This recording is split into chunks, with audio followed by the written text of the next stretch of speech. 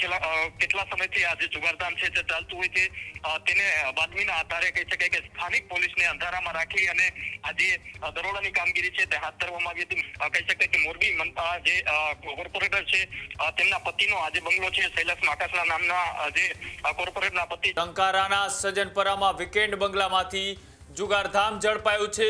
દેવશંકર સિતાણી સહિત 9 આરોપીઓ સામે અત્યારે પોલીસે ગુનો નોંધ્યો છે. હજુ સુધી તમે અમારી ચેનલને સબસ્ક્રાઇબ નથી કરી તો અત્યારે જ ન્યૂઝરૂમ ગુજરાતને સબસ્ક્રાઇબ કરો, ફેસબુક અને ઇન્સ્ટાગ્રામ પર ફોલો કરો.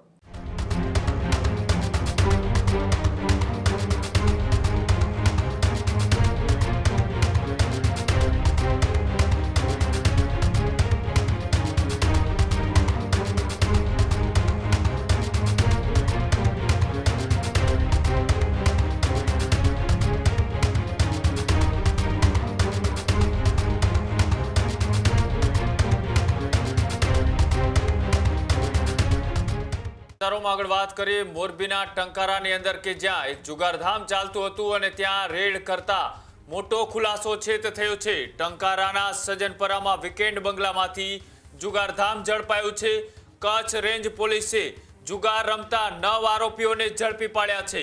જુગારધામમાંથી રૂપિયા 24.30 લાખની રોકડ સહિત મુદ્દામાલ એ પોલીસે કબજે કર્યો છે.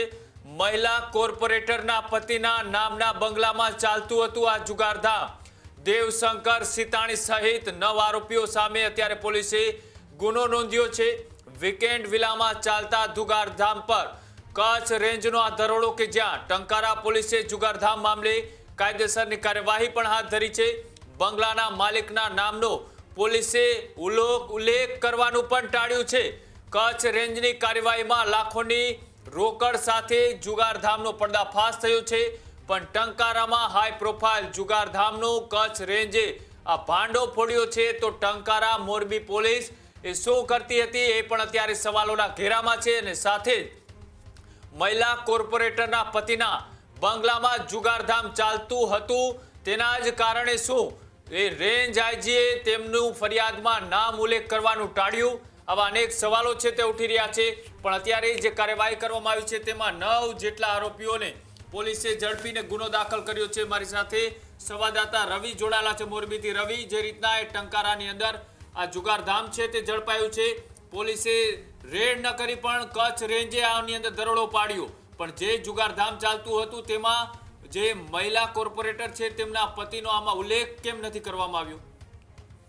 બિલકુલ જે પ્રકારે વાત કરીએ તો ટંકારાની અંદર હાઈ પ્રોફાઇલ જે જુગારધામ હતું તેમાં જે કચ્છ રેન્જ છે તેમના દ્વારા દરોડાની કાર્યવાહી છે તે હાથ ધરવામાં આવી હતી. કહી શકાય કે સજનપર ગામે જે વીકેન્ડ બંગલાઓ છે છેલ્લા કેટલા સમયથી આ જે જુગારધામ છે તે ચાલતું હોય છે તેને બાતમીના આધારે કહી શકાય કે સ્થાનિક પોલીસને અંધારામાં રાખી અને આ જે દરોડાની કામગીરી છે તે હાથ ધરવામાં આવી હતી. મહત્વનું કહી શકાય કે આ જે બંગલો છે તે ભાજપના જે કોર્પોરેટર છે તેમના પતિના નામે છે, એટલે કે જે શૈલેષ માકાસલા છે તેમના નામનો આ જે બંગલો છે તેમાં જુગારધામ છે તે ચાલતું હતું. ને હોમ વિલાની અંદર કહી શકાય કે જે મહિલા કોર્પોરેટર છે તેમના પતિના બંગલાની અંદર આ જ રીતે જુગારધામ ચાલતું હતું. ને તેમાં કચ્છની જે રેન્જ આઈજીની ટીમ જે છે તેમના દ્વારા દરોડાની કામગીરી હાથ ધરવામાં આવી હતી. જેમાં 9 જુગારીઓ છે તે જુગાર રમતા ઝડપાયા છે. જેમાં 24.30 લાખની રોકડ રકમ સહિત 2 કાર અને 9 જેટલા જે મોબાઈલો છે તે જપ્ત કરવામાં આવ્યા છે. સાથે સાથે જે સ્થાનિક પોલીસને છે તેને અંધારામાં રાખી અને કહી શકાય કે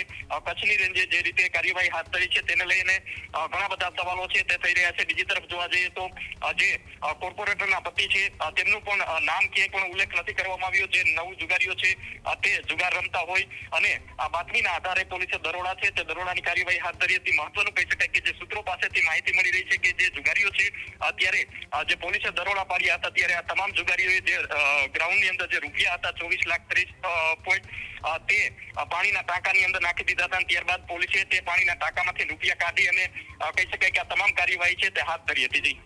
પણ જે રીતના એ રેન્જાજી દ્વારા દરોડા પાડવામાં આવ્યા પણ આ મહિલા પતિના કોર્પોરેટરનો કેમ આમાં કોઈ ઉલ્લેખ નથી કરવામાં આવી રહ્યો? અને કારણે એ પણ સામે આવી રહ્યું છે કોઈ કે જે ઉપર લેવલ સુધી રજૂઆતો કરવામાં આવી અથવા તો ભલામણ કરવામાં આવી તેના કારણે નામનો ઉલ્લેખ નથી કરવામાં આવ્યો.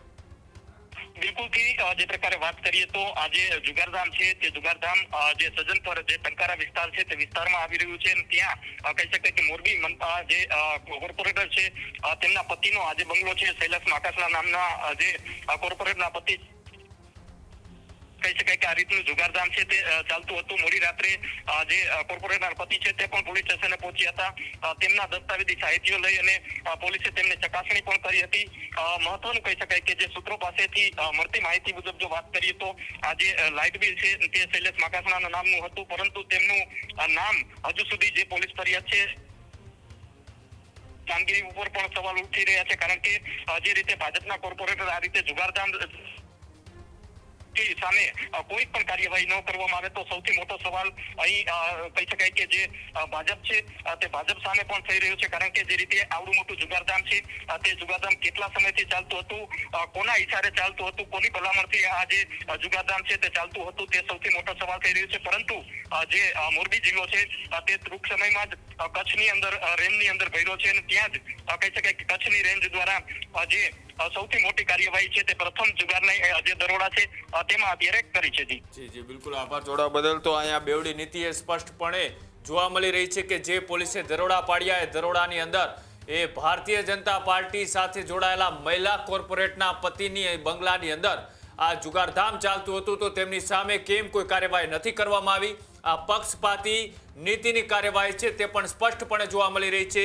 જે કચ્છ રેન્જ આઈજી દ્વારા દરોડા પાડવામાં આવ્યા, દરોડાની અંદર ગેરકાયદેસર રીતના જે જુગારધામો ચાલે છે તેની ઉપર રેડો કરવામાં આવી, તે ખૂબ સારી વાત છે. પણ જે મુખ્ય સૂત્રધાર, મુખ્ય આરોપી કે જેના બંગલાની અંદર આ જુગારધામ ચાલતું હતું એ ભારતીય જનતા પાર્ટીના મહિલા કોર્પોરેટરના પતિ સામે કેમ કોઈ પ્રકારની કાર્યવાહી ન કરવામાં આવી, કેમ તેના નામનો ઉલ્લેખ ફરિયાદમાં ન કરવામાં આવ્યો, તે પણ ક્યાંક ને ક્યાંક અહીંયા સવાલોના ઘેરાની અંદર છે. અને સાથે સાથે ભારતીય જનતા પાર્ટી જે વિકાસ અને શિસ્તતાની વાત કરતી હોય છે એ જ પાર્ટીના કોર્પોરેટરના પતિઓ બેફામ રીતના એ જુગારધામ ચલાવે તો પછી આમાં પક્ષ કેવા પ્રકારની કાર્યવાહી કરે છે તે પણ જોવાનું રહેશે. ખેડૂત ભાઈઓ છે ખેતરમાં ડ્રોન ઉડાવતા હોય છે ત્યારે આપણે એક પ્રશ્ન સતાવતો હોય છે કે જે આપણે અત્યાર સુધી જીપીએસ ટેકનોલોજી વાળા ડ્રોન વાપર્યા છે, જેથી કરીને મોબાઈલ ટાવર છે અથવા તો હાઈ ટેન્શન લાઈન પસાર થતી હોય, કોઈ વૃક્ષો હોય, ત્યારે જે જીપીએસ ટેકનોલોજી વાળા ડ્રોન છે એમાં ટકરાય અને ટ્રેસ થાય છે. પણ એગ્રીવન લાવ્યું છે જીએનએસએસ ટેકનોલોજી ડ્રોન, જેથી કરીને એ ડ્રોન છે એ કોઈ જગ્યાએ ટકરાય નહીં, પોતાની રીતે જ ડિસિઝન લે છે અને મૂવ થઈ જાય છે, જેથી કરીને જીએનએસએસ ટેકનોલોજી ડ્રોન છે એ વાપરવાનો આગ્રહ રાખો. અત્યારે જ ન્યૂઝરૂમ ગુજરાતની યુટ્યુબ ચેનલને સબસ્ક્રાઇબ કરો અને ઇન્સ્ટાગ્રામ અને ફેસબુક પર ફોલો કરો. અપડેટ રહો, સત્યની સાથે રહો.